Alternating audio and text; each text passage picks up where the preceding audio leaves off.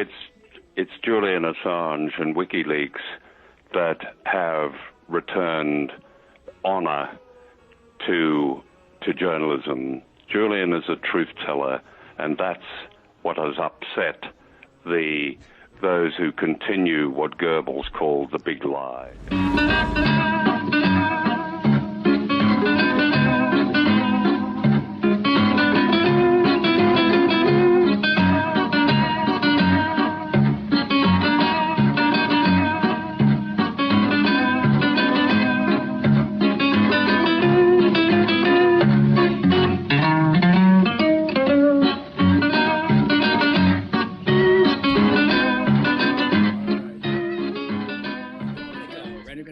Fly. Welcome here on 99.5 FM in New York City, WBAI, WBAI.org.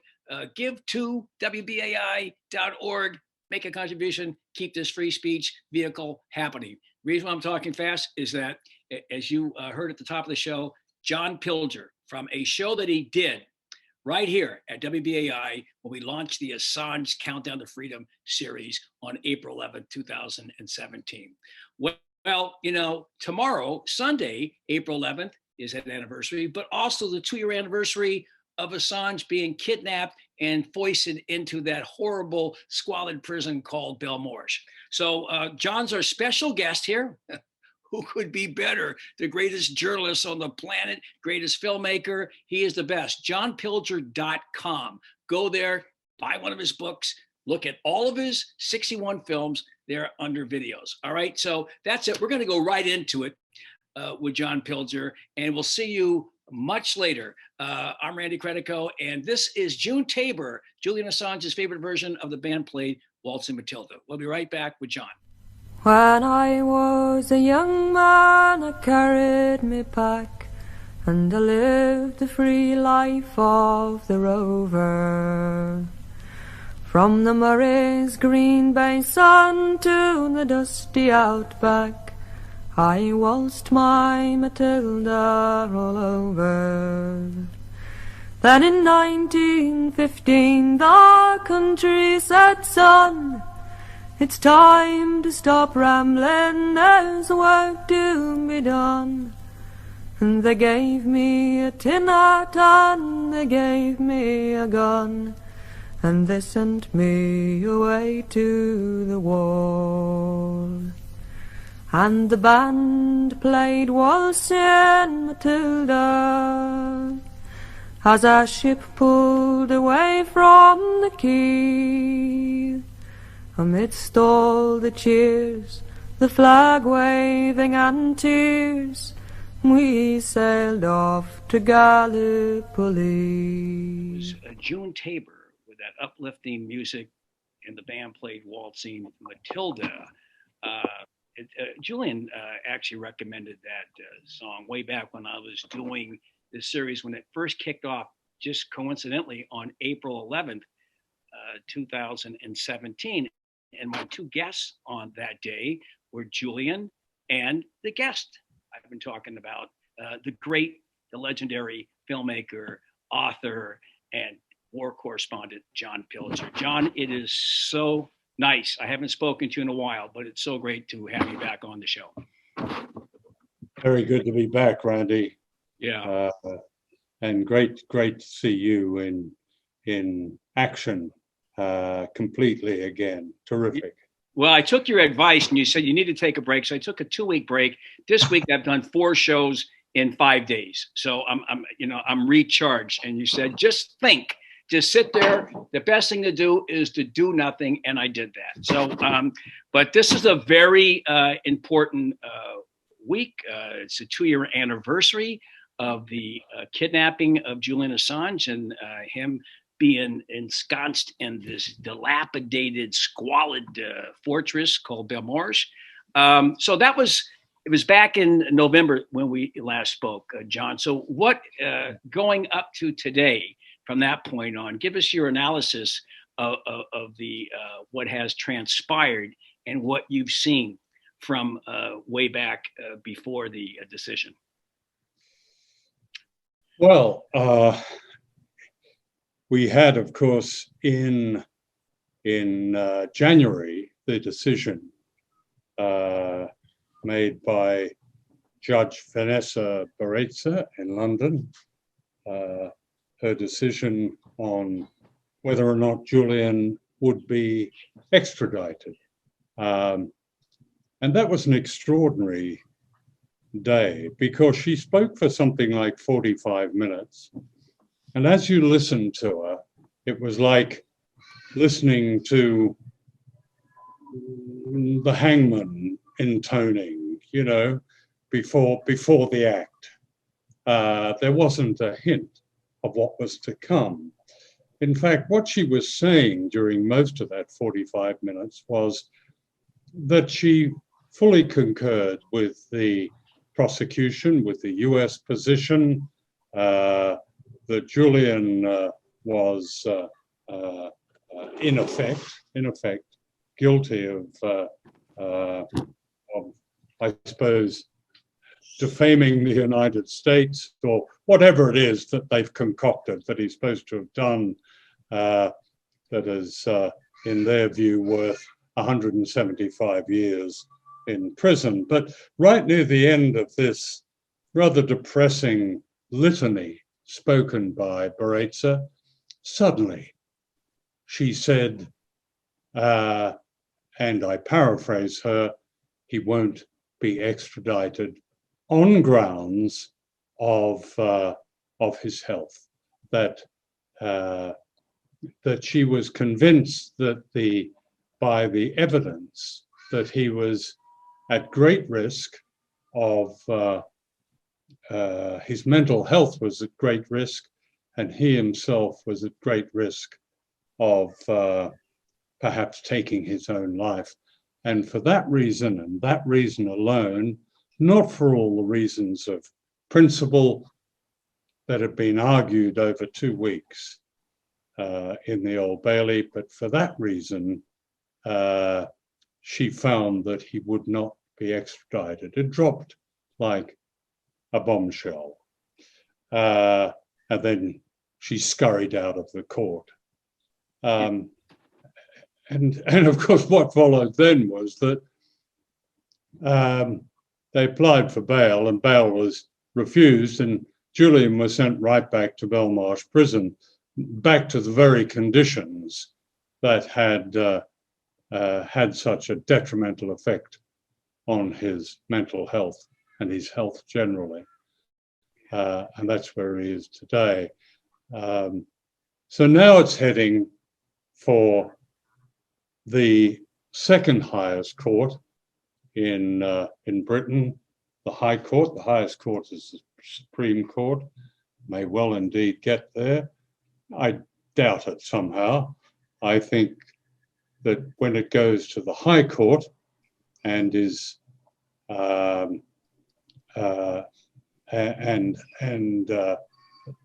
decision, which is being appealed against by the United States, that is that he is there contending that he would not be at risk in a US prison. When that goes before the High Court, I believe the High Court will reject it, and I believe they will free Julian. That's possibly in late June. So here he is. It's like preemptive incarceration, 2 years plus, and not to mention the 7 years plus. Yeah, it's astonishing, isn't it? I mean, because when you read what she said, how if someone like Baraitser, who was demonstrably the enemy of the defendant, when she didn't even pose to be any kind of impartial judge administering the law, she put herself up as intensely hostile to and the enemy of Julian and all his witnesses, all the good people who came to give evidence on his behalf. And then right at the end, she says this. Why she said it, we can speculate forever, and I don't think it's worth the speculation. But it's an important decision because in Britain, once a lower court, such as her court, makes that decision, the High Court is reluctant to turn it over. Right. If it had been the other way around, it would have been a struggle.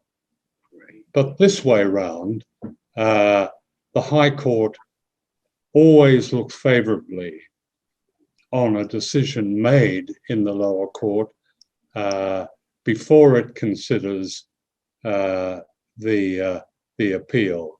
So I suppose it's like a handicap. It puts Julian, at least on paper, slightly ahead. Yes, Slightly ahead. I totally agree with that. And you know, what I don't understand is what will happen. I can't figure out what will happen if the High Court upholds it and then they release him.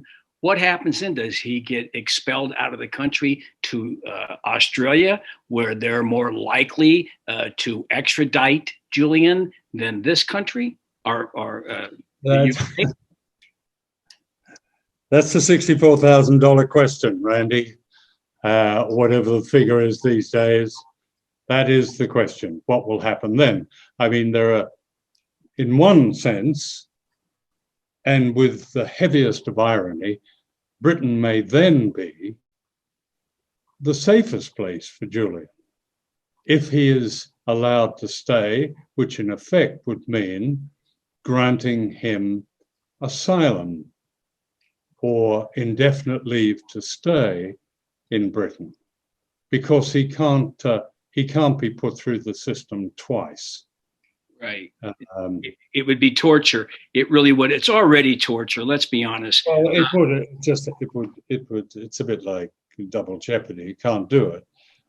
So that offers him the security of having, if he wins the case, if the appeal is rejected, then he does have that immediate security, but whether that remains secure is another question. Well, are you surprised that the Biden administration is pursuing this appeal? I'm sorry. So, are you surprised that the Biden administration, his DOJ, has appealed? No, not at all. No, I'd be surprised if it wasn't. No, and I never quite understood the, well, I did understand because we're always full of hope, but the rather muted excitement, I suppose, that a new administration might not pursue Julian. It's the same gang in the Department of Justice, regardless who's sitting up in the White House. It's the same gang pursuing it. Been one or two changes, but the same case and the same senior attorney leading it. So yes, it would be a political decision to keep it going and a political decision to stop it. But you know, if people have not realized that there is not, as we used to say, the width of a cigarette paper between the likes of a Trump regime and a Biden regime, then they're living on another planet. Wow. You know, I smoke cigars, so I really can't identify with that, but I understand the image there. You're right. There really isn't much. There isn't much difference. But now we have to move to your country, where you are right now in Australia. What's the general feeling there? Is there a movement there within? I know some Australian MPs met with the charge d'affaires from the U.S. In Sydney recently. What's the scuttlebutt there? Yes, there's a very good and very lively small group of MPs, and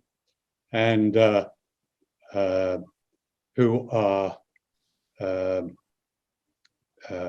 outspoken and supportive of Julian. And that has been extremely helpful. And there is a campaign.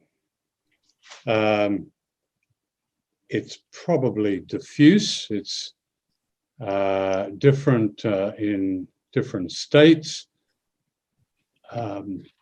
What the general feeling is, that's always hard to say, Randy, but my own sense in the way people have reacted to my bringing up the subject of Julian has been a positive one, that there is, people when asked, there is support. But, you know, politically, the other way, this country, like the US, like the UK, and many other countries, is disorientated politically. And COVID has certainly made an impact on that. So all I'm saying is it's very difficult to tell. I can tell about the government. This is the 51st state of the United States. All they need to do is change the flag, and that's probably not necessary. The government, the intelligence establishment, the military establishment, the political establishment, the opposition party, the main opposition party, the media are all integrated into the US system in the way of US thinking. So when the US says there's going to be a Cold War against China, Australia jumps and does and conducts it, as it's been doing, this disastrous Cold War against China. When the US said back in 2011, we're going to get Julian Assange, forgetting that Julian was an Australian citizen, the Australian government then of Labor government led by Julia Gillard jumped, and the Prime Minister even said that accused WikiLeaks of being a criminal organisation and wanted to take Julian's passport away from him, both of which she couldn't do. She had to have the Australian Federal Police point out to her, sorry, Prime Minister, you can't do that. It would be against the law. So that's how enthusiastic governments here are to support whatever the US is doing. And I think that's a fair assessment. I don't think it's particularly rhetorical or even agitprop. I think that's what happens here. So if you ask me what would happen with the government, my response would be a rather negative one. I cannot see this government going against what the US would want it to do. So particularly this Prime Minister, weak Prime Minister, who's already demonstrated his obsequiousness to the last president in Washington. So as far as the court system goes in Australia, that's different. If let's say, the British then decided, if Julian was freed and they then decided to deport him to his homeland, and the US did what it would, I suppose, is it likely to do it? Yes, I suppose. Would pursue another extradition application in Australia. I think Julian would be successfully defended by the courts, but that opens up another chapter of years almost of court hearings. The impact on Julian himself can't really be calculated, and nothing is certain, of course.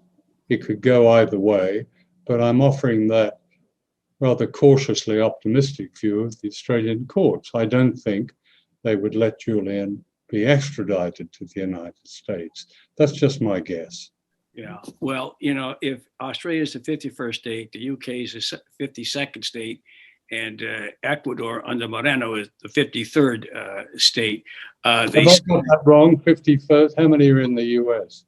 There's 50. No, I'm saying you'd be 51, the UK would be 52, and then Ecuador would be 53. You're totally right. I'll have a few others. Yeah, of course. I'll have a few others. All right. Well, they used to call them vassals, but look, you know, that's an old-fashioned term. It's a 51st state, you know. I never forget, let me just say, there's an image I have in my head that I was so ashamed by it. When Obama came to Australia to announce, in effect, to announce this aggressive campaign against China, and I think that was 2011, I think. And he was given, it was like a king arriving. And there's a photograph of Obama going into the Department of Foreign Affairs in Canberra, the equivalent of the sort of equivalent of the State Department. And everybody is out cheering him. Extraordinary. This is a foreign leader. And they're cheering. That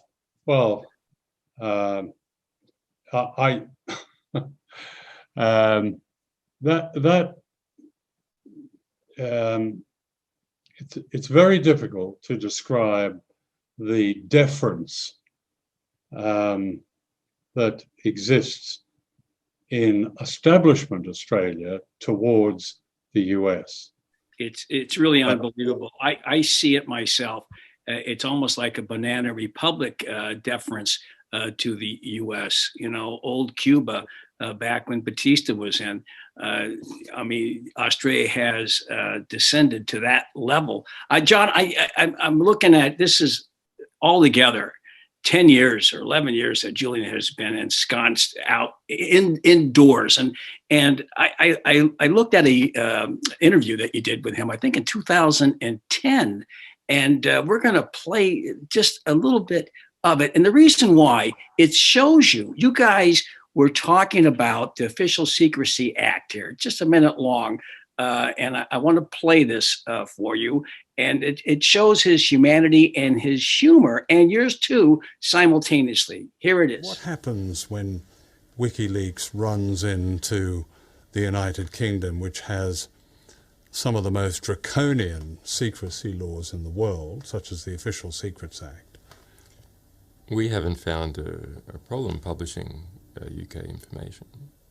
I mean, when we look at the Official Secrets Act label documents, we see they state that it is an offence to retain the information, and it is an offence to destroy the information. So the only possible outcome is that we have to publish the information.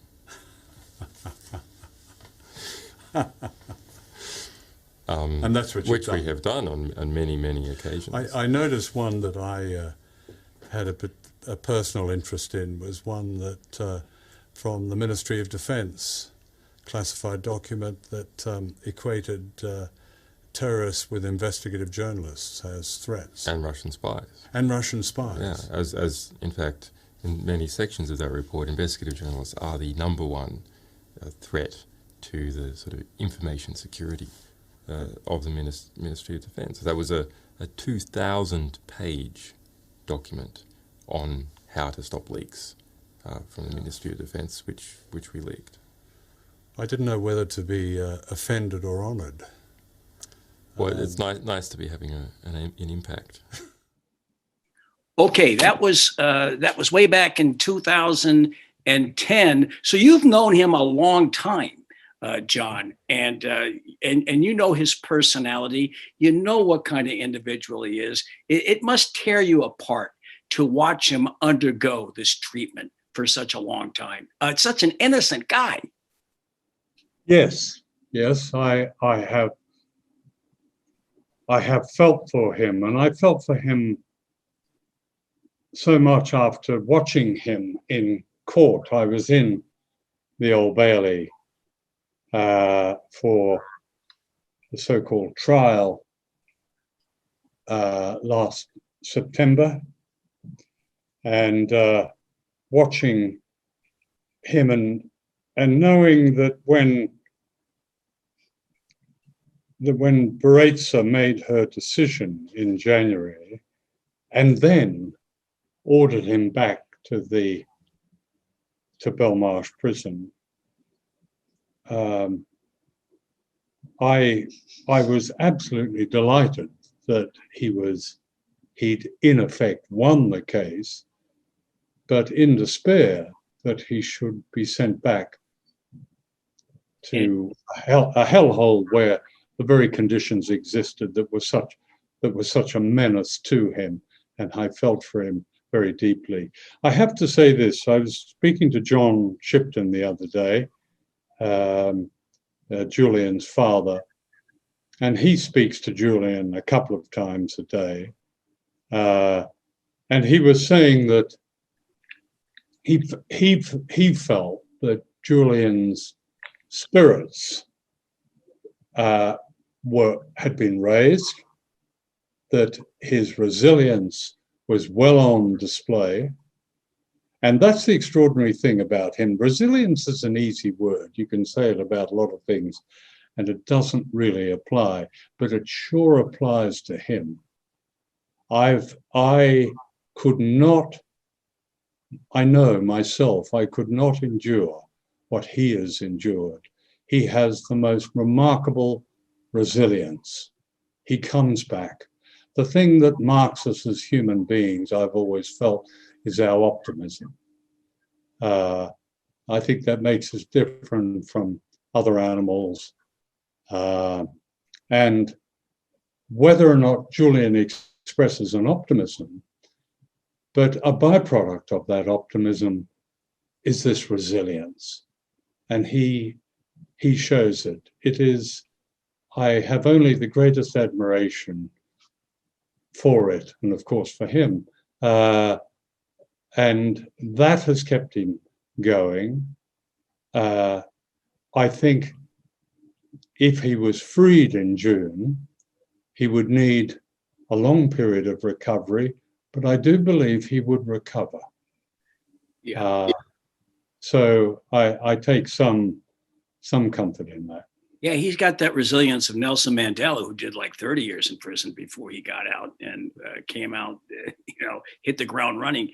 He may need some time. I know the collateral effect on people like you and others who've known him for a long time, his partner, Stella Morris, and the two kids, his mother, and of course, John Shipton, who I had the pleasure of barbecuing some steak for up here in the Catskills a few months back. He's a really good, effective spokesperson and a gentle individual. And I think he's doing a great job lobbying, as are other members of his family. Stella has been great, and his friends like yourself and Craig Murray. And John, you posted recently about the need for people to get out there and show themselves out there for this, to try to right this injustice. And so how significant is it to you that people get organized and get on the street and make this a bigger cause than it is? Because, in the US, he's not a popular figure, and we all know why: the smear jobs and, the Hillary Clinton thing and the conservatives on exposing war crimes. So how important is it, John, to you that people get on the street? Well, I look at it, I suppose, from this point of view, that if people don't get on the street, if people don't stand up, if people don't speak out about issues that have not simply affect one individual, but of course, as we're all connected, affect all of us, that undermine our very way of life,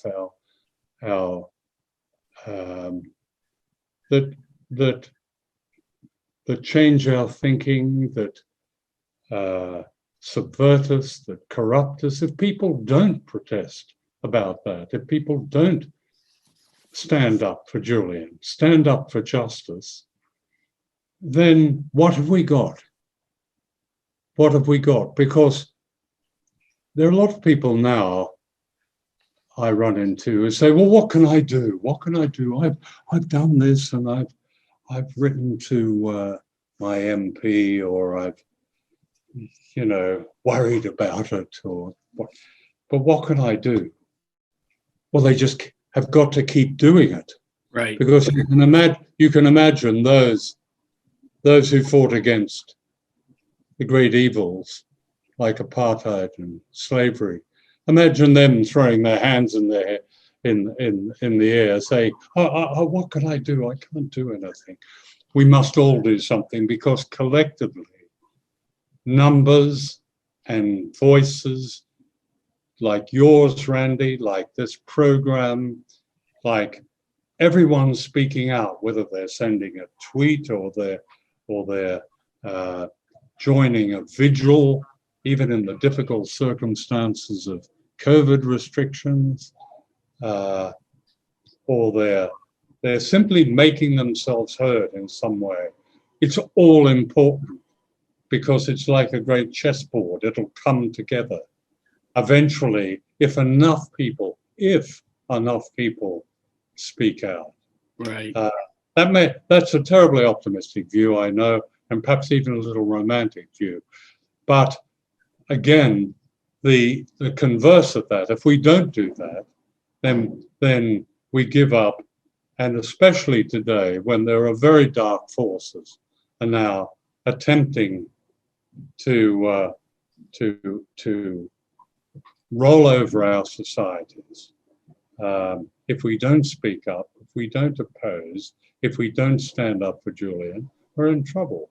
Right. He is the most significant political prisoner. There are a lot in this country. There are a lot of people in prison. We got 3 million people, a quarter of the prison population in the world. But there's something about, and I've worked with prisoners for many years, but there's something about this that is universal in its nature.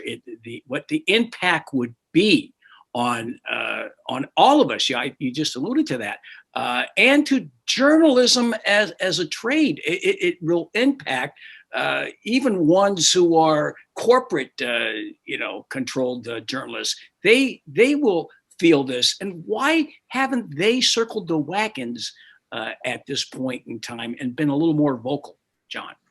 Well, I'm not sure I agree with that, Randy.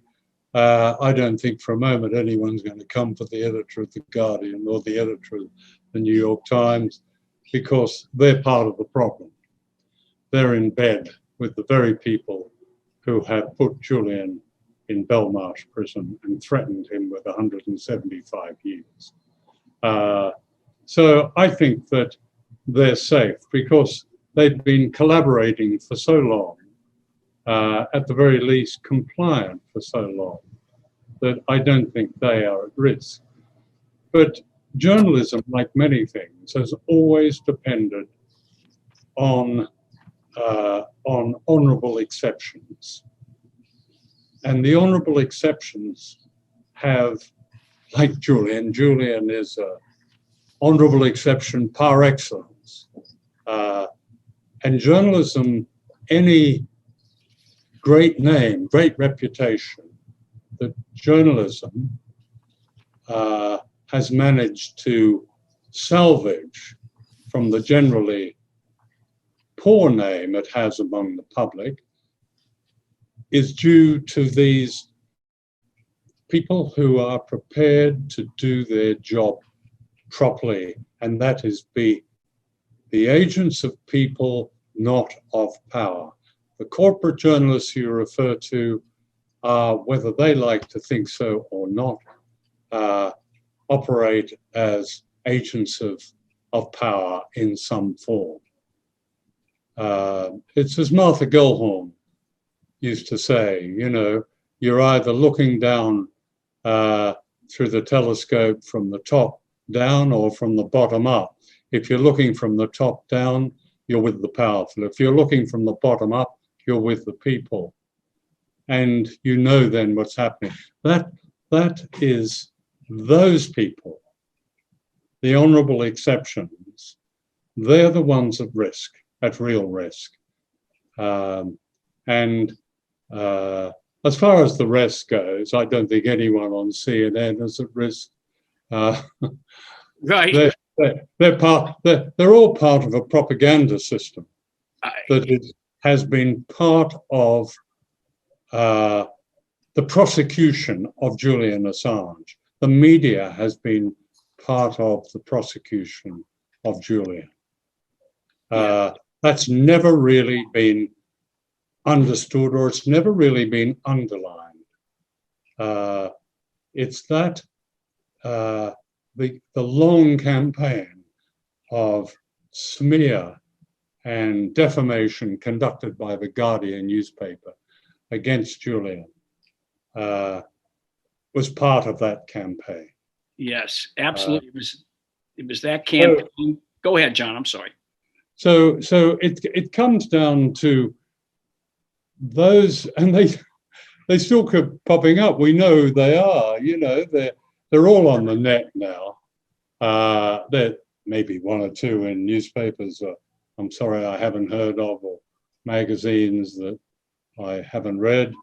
But to my knowledge, they're almost always on the internet. Hardworking, energetic, committed journalists, committed to finding out the truth, and committed to calling power in all its forms to account.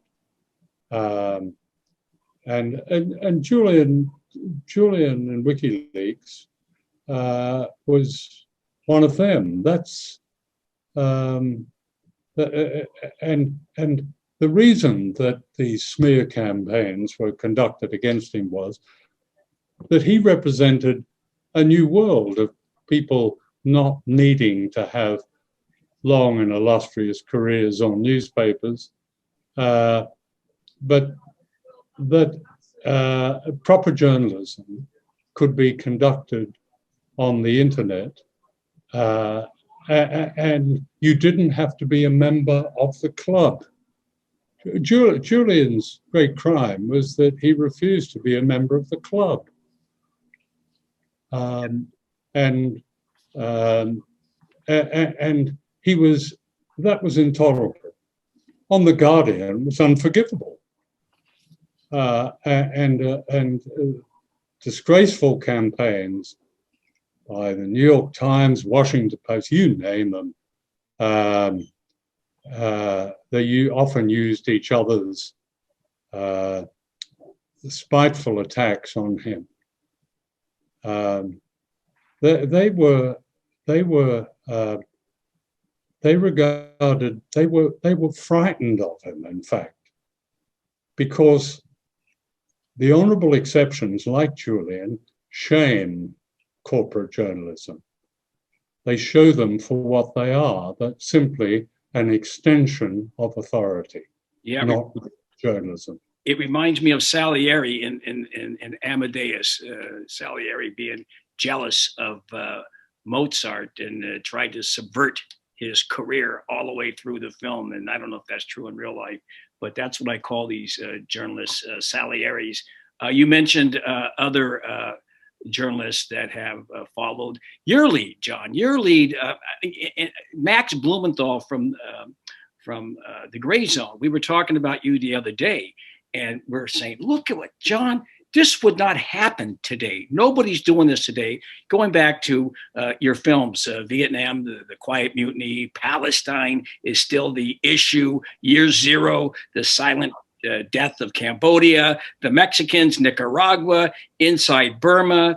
I mean, the war on democracy. You've been doing this for a long period of time. He says it was amazing that you were able to raise money or get paid and do it because there is no way something like what you've been doing for forever, all the way up until the latest one on the Dirty War on the NHS. He says it's just mind-boggling that how have you been able to do it, John? What has changed? That's a good question. I'm not quite sure the answer to that, Randy.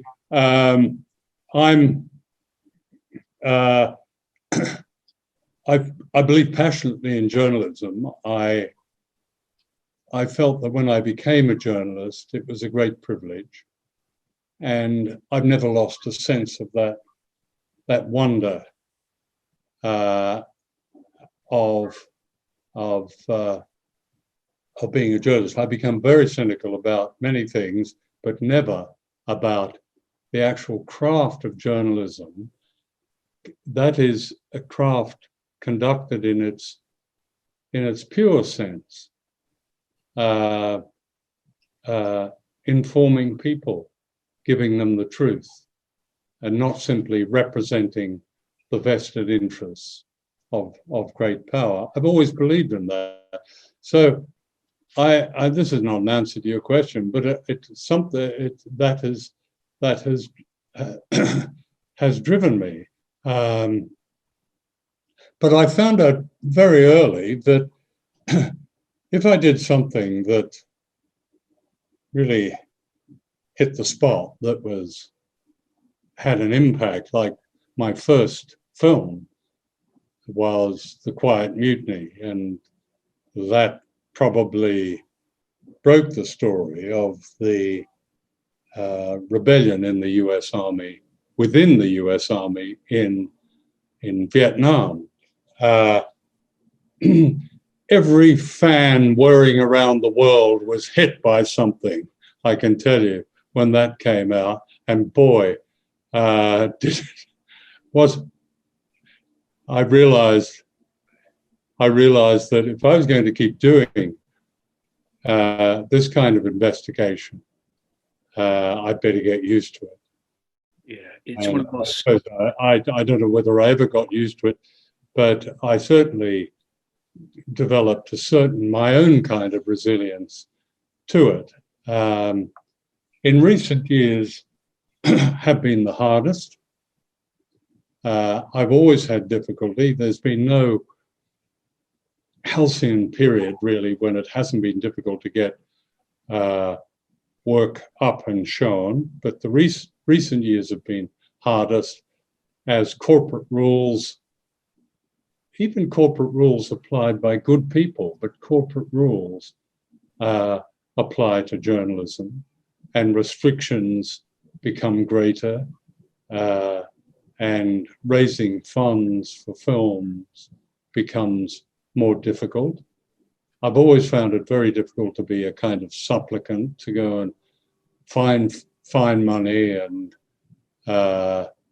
apart from crowdfunding, and to persuade rich people to give me money to make films that went against their interests. So it's been harder recently, but then propaganda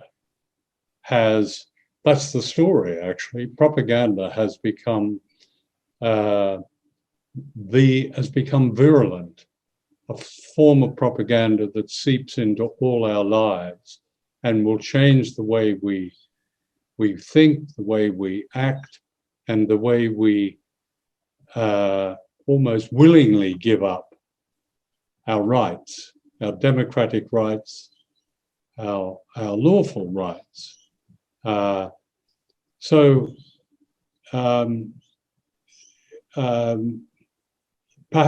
earlier on, it was, I can only say it was easier, marginally easier, but it's always been difficult.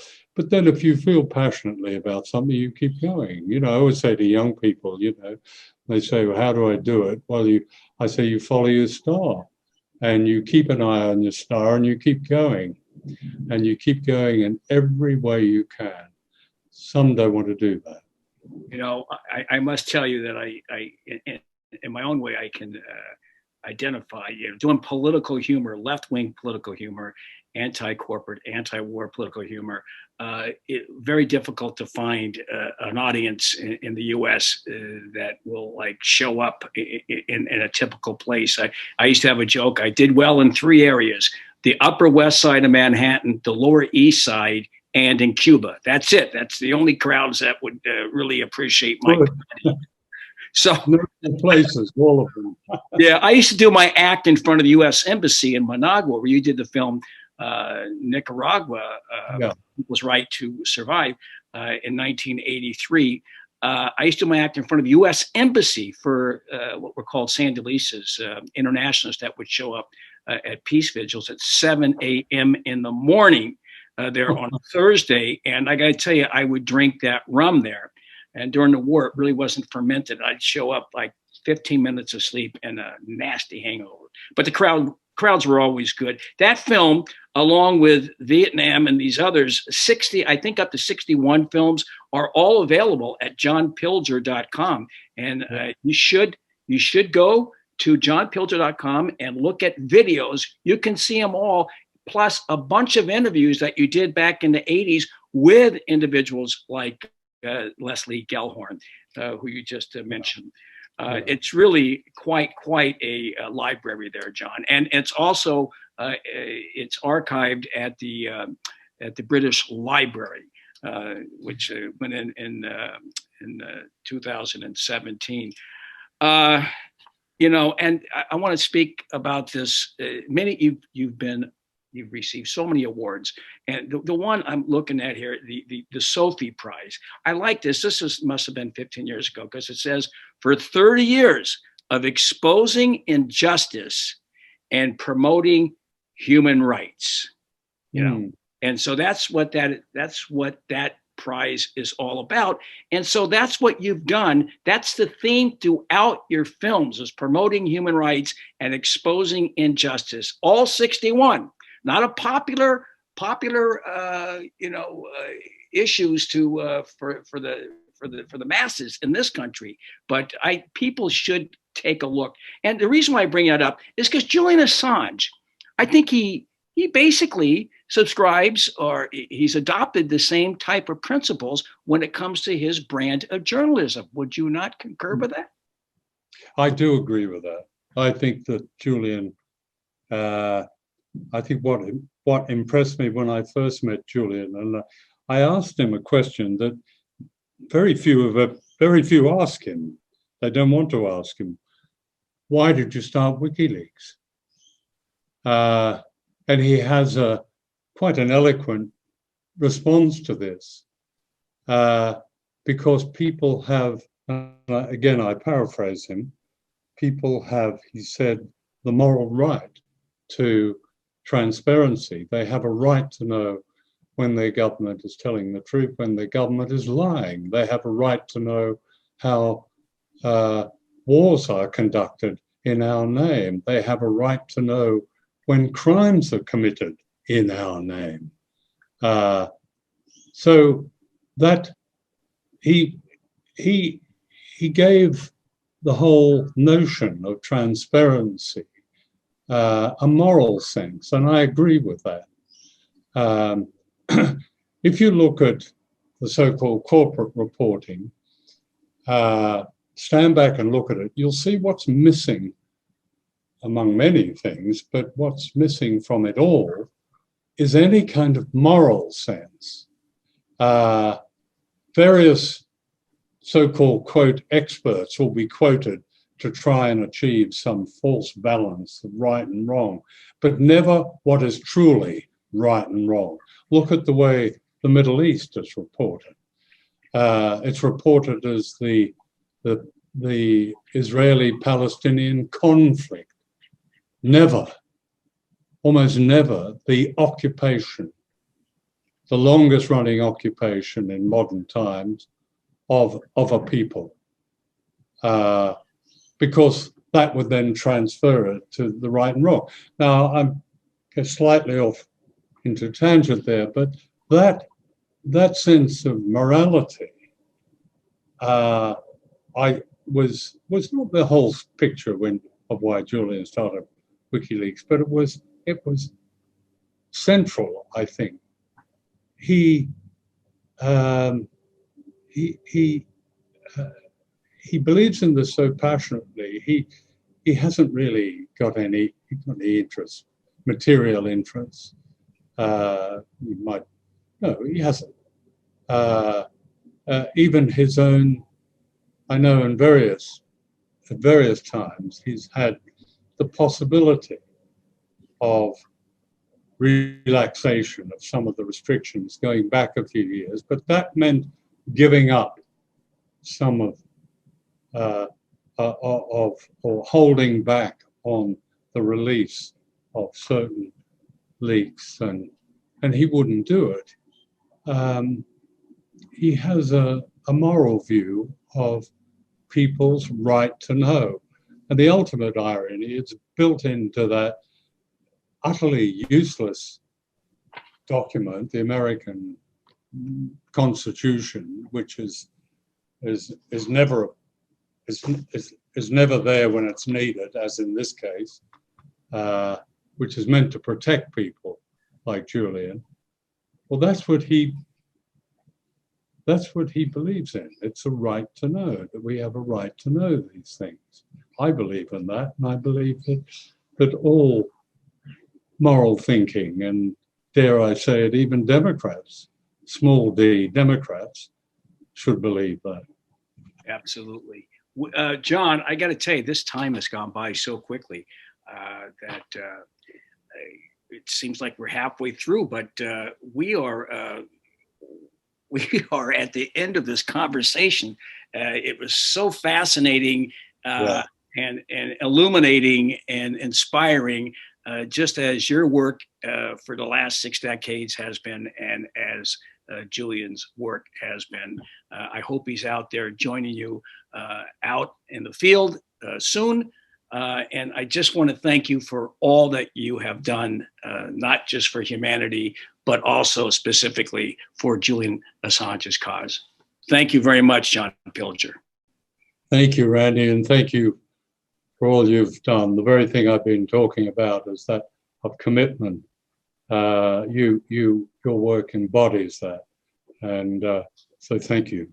You inspire me big time. All right, we'll be right back. We're going to go out with, this is Vera Lynn. This is a live performance from 1943, and it's an allusion to John's great film, The Coming War on China, which we didn't even get to. We'll be right back with Nathan Fuller for some closing remarks. We'll meet again, don't know where, don't know when, but I know we'll meet again some sunny day. We smiling through, just like you always do, till the blue skies drive the dark clouds far away. And I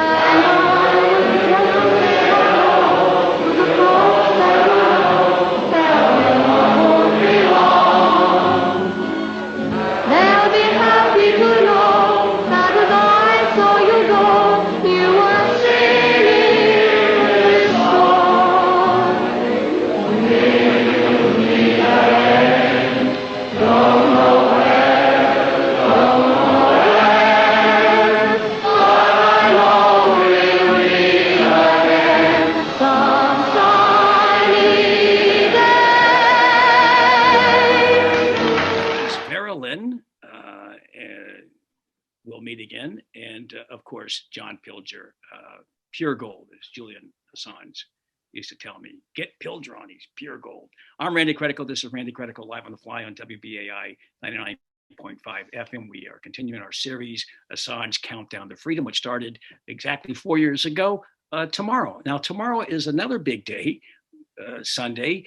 It's the, as John alluded to, the 2-year anniversary of Assange being kidnapped and foisted inside this squalid prison.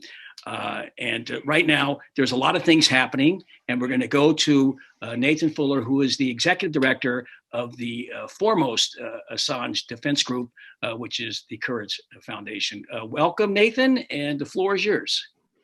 Thanks, Randy. Appreciate you having me, and appreciate you, giving airtime to this April 11th. It's a really important day to mark 2 years since Assange has been arrested, and remember that more than a year and a half of that is unconvicted time. You know, he served a very short bail sentence, and now he's been incarcerated in horrible, squalid conditions, as you say, solely on the U.S. behalf. So we're marking that with protests around the world.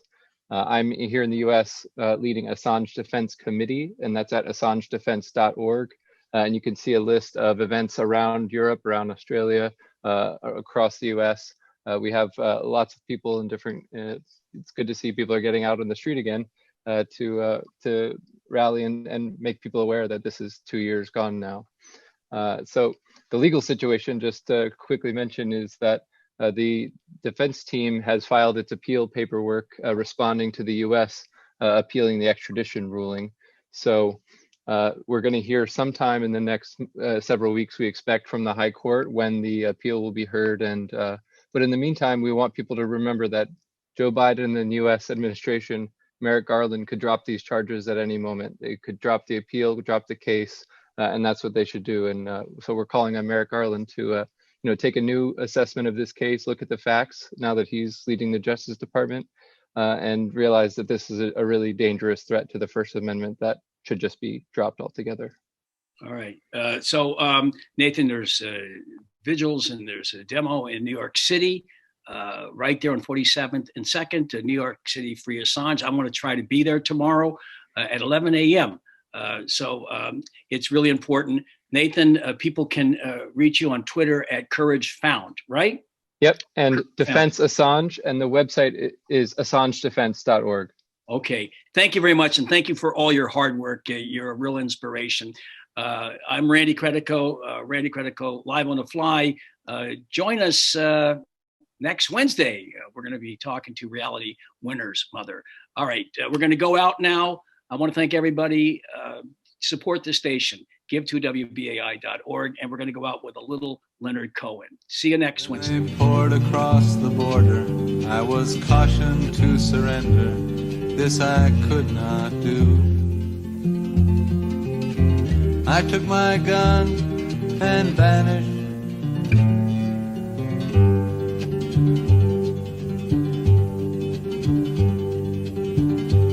I have changed my name so often.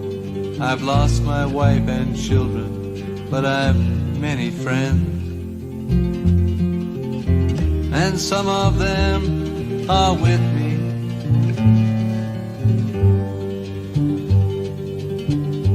An old woman gave us shelter, kept us hidden in the garret. Then the soldiers came. She died without a whisper.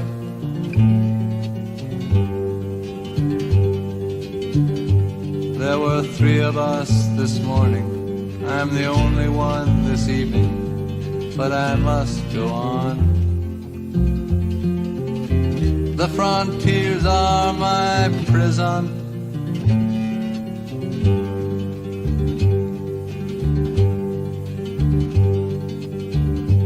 Oh, the wind is blowing. Through the graves the wind is blowing. Freedom soon will come. Then we'll come from shadow.